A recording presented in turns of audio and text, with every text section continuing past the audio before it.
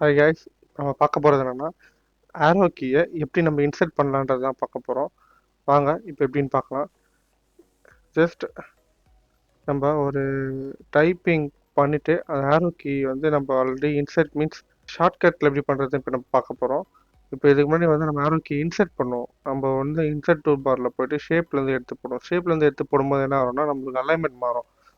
Print எடுக்கும்போது. So டேரெக்டாக எப்படி ஷார்ட்கட் யூஸ் பண்ணி இந்த வேர்டோட மெர்ஜ் பண்ணி எப்படி நம்ம ஆரோ கீயை போடலாம் அப்படின்றத இப்போ பார்க்க போகிறோம்.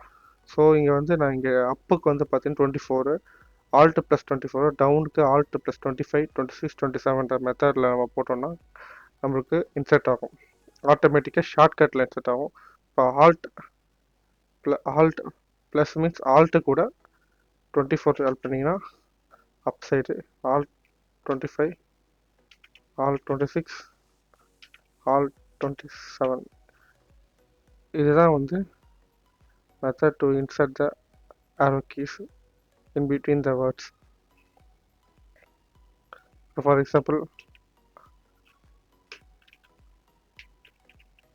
follow இந்த வேர்டுக்கு நடுவில் ஒரு alt key, right side alt key நம்ம போடுறோம்னா ஆல்ட் 26 ஆகுதுன்னா கீ வந்துடும். Shortcut, is a shortcut.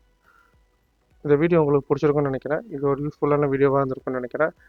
So இந்த மாதிரி யூஸ்ஃபுல்லான வீடியோவை உங்களுக்கு பார்க்கணுன்னா please subscribe my channel Tech Clarity Zone. Please kindly subscribe and please kindly support. Thank you.